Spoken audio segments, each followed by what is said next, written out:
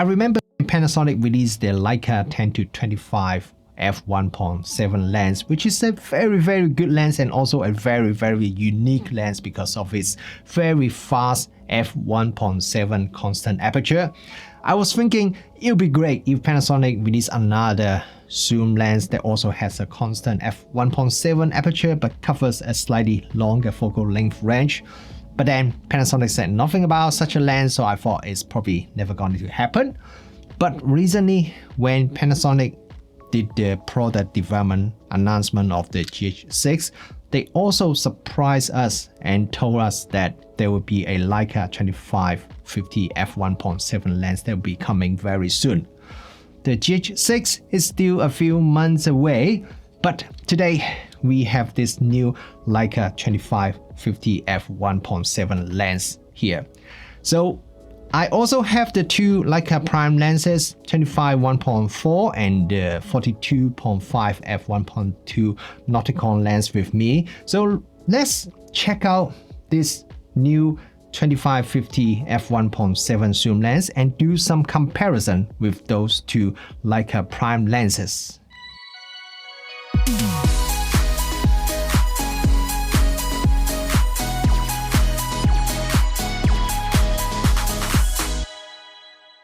Kia ora, good morning everyone, Rich Wong here, welcome back to the channel. Today we are going to have a look at this second Leica f1.7 constant aperture zoom lens for micro four thirds cameras. Its 25-50 focal length give you a full frame equivalent focal length of 50-100 mm. This lens is designed to pair with the Leica 10-25 f1.7 lens, and together then it will give you a coverage from 20mm to 100mm equivalent focal length with f1.7 constant maximum aperture. This Leica 25-50 f1.7 lens has a very solid build quality. The lens is mostly made of metal, so it feels very solid, very high quality, and it is just a very beautiful lens. It's definitely not a small lens at all, and probably one of the biggest and also the heaviest micro four thirds lens that is available. Mounted on a bigger micro four thirds camera like this G9 or GH5 or EM1, then overall it will feel quite nice. But if you want to use it with a smaller micro four thirds body, then I think it will feel very front heavy. It's a weather sealed lens, and the length of the lens doesn't change when you change the focal length or the focus distance. The lens has a 77mm front filter thread, just like the Leica 10-25 f1.7 lens. At the front of the lens we have the aperture ring. It is a declicked aperture ring, so it's geared more towards videographers. You can change the aperture value from f1.7 all the way to f16, and you also have the A position there for you to change the aperture value using the camera dial instead. The aperture ring itself feels very smooth, actually feels great when you are turning it. But my regular viewers will know that I'm not really a big fan of the declicked aperture ring for many reasons. But with this lens, I feel it is okay because at least when I'm changing the aperture value, I can see the aperture value instantly through the electronic viewfinder or the LCD screen. So that means at least I won't change the aperture value accidentally without really noticing it. But for a lens of this price and also quality, I would really hope Panasonic make this aperture ring have a switchable design so that you can change whether the aperture ring is operated in the declicked mode or the normal mode. Behind the aperture ring we have the focus ring. The focus ring has a clutch design, so you can pull it back and then you can change the lens from autofocus mode to manual focus mode. There's a soft stop at the end of each end when you are operating in the manual focus mode.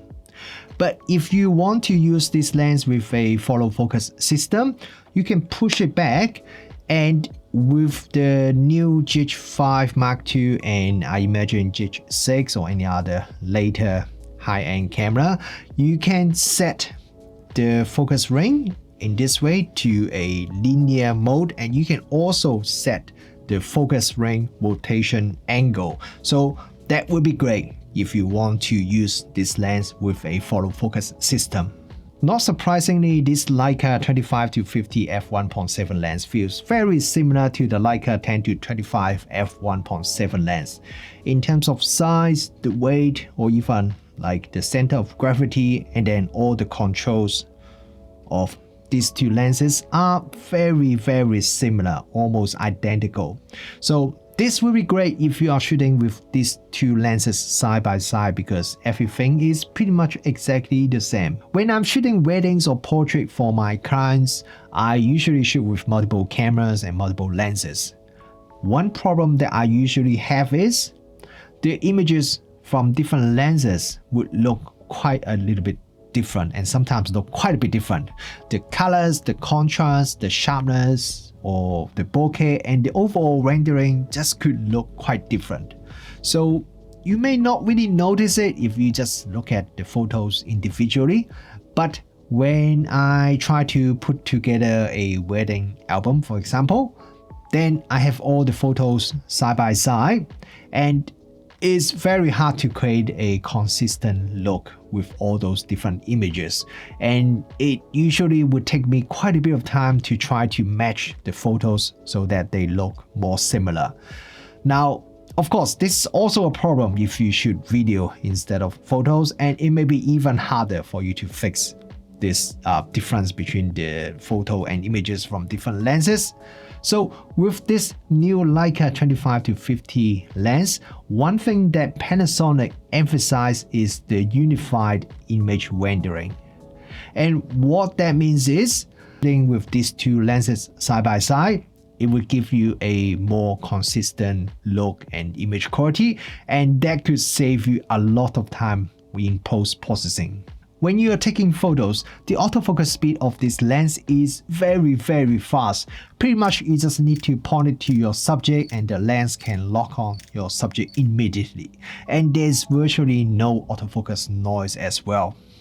A little bit later on in the video filming session, I will talk about the video autofocus performance and the focus briefing.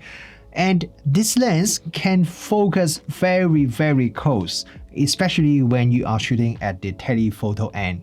The maximum magnification is 0.42 times at the telephoto end, and the minimum focus distance is 0.31 meter. So you got quite a bit of distance between the front of the lens and your subject. So you definitely can take some nice close-up photos with this lens, and the sharpness when you are taking close-up photos seems to be very good as well. Okay, now let's have a look at the image sharpness, and let's start at 25mm focal length first. I'm going to do some comparison with the Leica 25mm f1.4 lens as well. Even at the maximum aperture, this Leica 25-50 f1.7 lens center sharpness is already excellent. It's already insanely sharp. It captures everything as sharp as it could be with the 20 megapixel sensor on the Lumix G9. Stopping down the lens makes virtually no difference in terms of center sharpness because the lens is already super sharp at f1.7. Compare it with the Leica 25mm f1.4 lens. The 25mm lens at f1.4 is definitely quite a bit softer, and also you can see some hints of chromatic aberration. Now, you will say, well, it's not really fair comparison because it is at f1.4, right? So it is faster.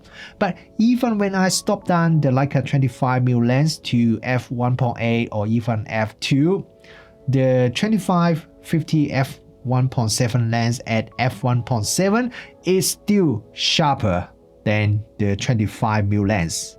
I need to stop down the Leica 25mm lens to around f2.8, then the center sharpness is very similar to the 25-50 lens at f1.7. Okay, now let's have a look at the corner at 25mm. With the 25-50 lens at f1.7, the corner sharpness is also quite good. It is not as sharp as the center, but it is still very decent. It's because if you compare it with the Leica 25mm f1.4 lens, the 25mm lens, even if you stop down to f2 or f2.8, is still not quite as sharp as the 25-50mm lens at f1.7. I have to stop down the 25mm lens to f4, then the corner sharpness now would be very similar to the 25-50mm lens at f1.7. If I remember correctly, the Leica 25mm lens was the first Leica lens for micro four thirds cameras. There was quite an old design, so I'm not really surprised that the new Leica 25-50 lens is just quite a lot better. Let's do some comparison at 42mm focal length with the Leica 42.5 f1.2 Nocticron lens. The Nocticron lens is a much newer lens and a lot of people think is the sharpest and also the best overall image quality lens for micro four thirds cameras. At 42mm focal length, again, the center of this 25-50mm lens is insanely sharp even at f1.7. Very good sharpness, there's no sign of chromatic aberration and the contrast is also very good. And now let's have a look at the photo from the Nocticron 42.5 f1.2 lens. At 1.2, the image quality is good, but not really as sharp as the 25-50 lens at 1.7. So if I stop down the Nocticron lens to f1.8, the sharpness of the Nocticron has improved a lot, but it still can't really resolve the fine details like the 25-50 lens at f1.7. When I stop down the Nocticron to f2.8, now the center of the Nocticron is about as sharp as the 25-50 lens at f1.7. Okay, now let's have a look at the corner sharpness at 42mm focal length. With the 25-50 lens, the corner sharpness at f1.7 is good, but if you stop down to f2.8, then the corner sharpness would become excellent. Compare it with the 42.5 Nocticron lens. This time it seems like the Nocticron lens seems to have slightly better corner sharpness.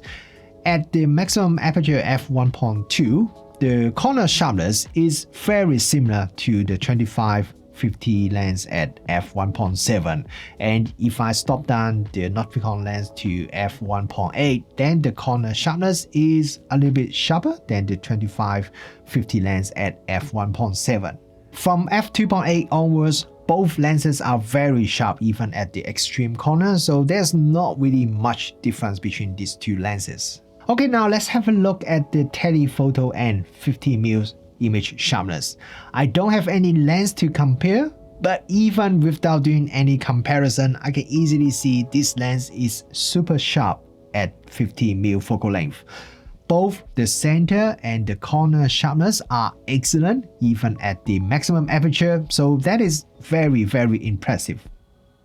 Let's have a look at some sample photos that I've shot at around 42mm focal length using both the Leica 25-50 lens and also the 42.5 Nocticron lens. Firstly, I want to point out that the Nocticron has the faster maximum aperture f1.2, so it can dissolve the background more compared to the 25-50mm lens when both are shooting at their maximum aperture.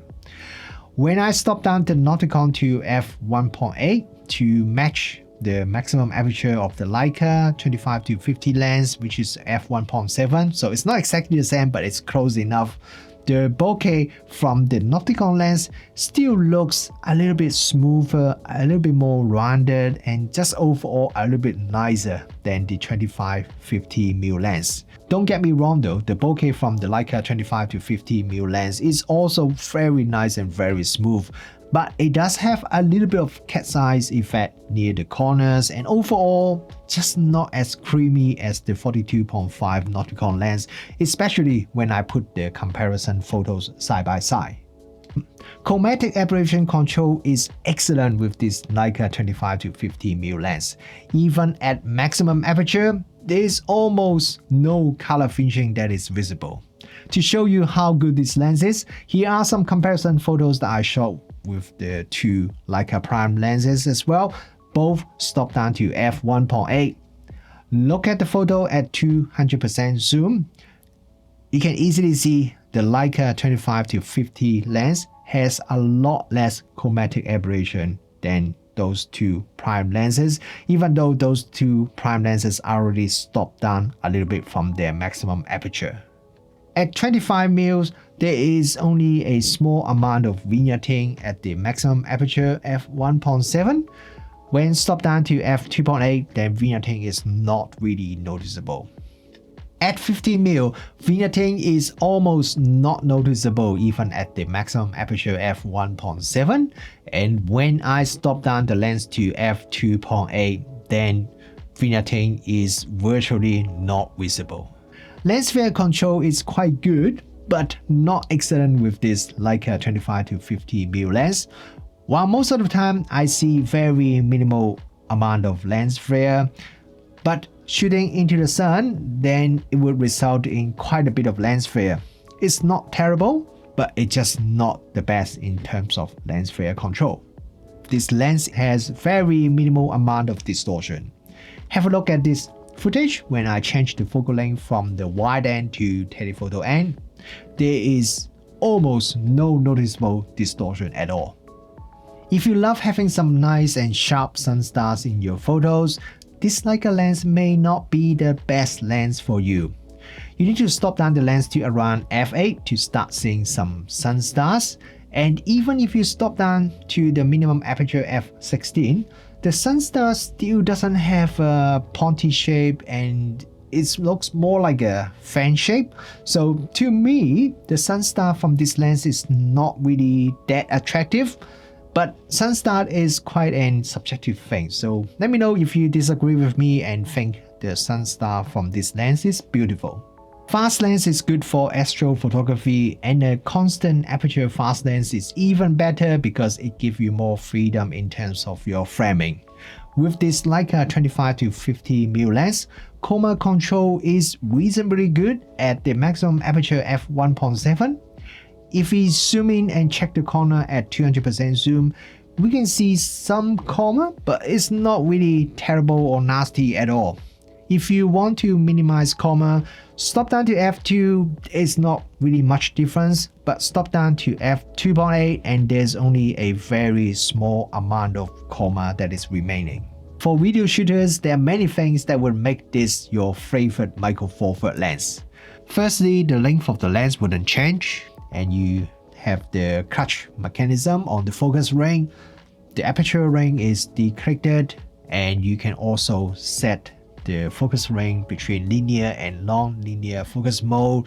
You also can select the focus ring rotating angle, and that just means the control is pretty much perfect for filmmaker, no matter you just shoot it by hand holding the camera or put it on a gimbal or using a follow focus system to control the lens. And as I've mentioned earlier, if you also have the Leica 10-25 f1.7 lens, because the dimensions, the weight, the center of gravity, the shape, and also the position of all the rings are almost identical between these two lenses. So if you have your camera on either a gimbal or a rig, you can very easily and quickly just swap one lens with the other one without having to recalibrate or readjust everything. Focus breathing is really minimal with this lens. Most of the video I shot, the focus breathing is almost not noticeable. And this lens also appears to be a parfocal lens as well. Check out this footage, which I have the peaking turned on so you can see where the focus point is very easily. So I shot this footage in manual focus mode and I didn't adjust the focus at all. But when I zoom in and zoom out, there really isn't any noticeable change in the focus point as well. And in terms of continuous autofocus, I'm also pretty impressed as well. Watch this test footage. I was shooting this footage at 40mm focal length at the maximum aperture f1.7 using a Panasonic G9 running the latest firmware 2.4, filming in 4K 25 in human detection mode. The camera can follow my movement and stay on me very reliably during the whole test. Remember, I was shooting it at 40mm f1.7, so the depth of field is quite shallow as well. While I can't say the focus will lock on my face immediately 100% of time, but it can always refocus and follow me very quickly. So I think Panasonic has made some significant improvement to their autofocus system recently, and I'm really looking forward to see what they can do with the GH6. But anyway, this is not about the GH6. So the focus tracking with this lens is very usable even at the maximum aperture f1.7 on a late model Panasonic body. If there's one thing filmmaker may not really like, it's the size and weight of this lens. This lens weighs around 650 grams, so it's not a small lightweight lens at all. So while there are some other APS-C or full frame zoom lenses that are way bigger than this lens, this 25-50 lens is definitely not a small lens in the micro four thirds standard. This is not a typical micro four thirds lens. It is not really a lens that you would want to buy and use as a lightweight everyday camera setup. But for people who shoot events, weddings, documentary, this lens paired with the Leica 10-25 f1.7 lens would cover pretty much all the most commonly used focal length, from 20mm full frame equivalent all the way to 100mm. So either you have one camera with two lenses, or you have two cameras each with one of these lenses. Not only the image quality is great, and the lens is also very suitable for both photos and video. I think the best thing is the unified rendering with these two Leica f1.7 zoom lenses, which is a very great and important thing for professionals, as it can save you a lot of time and headaches during post-processing.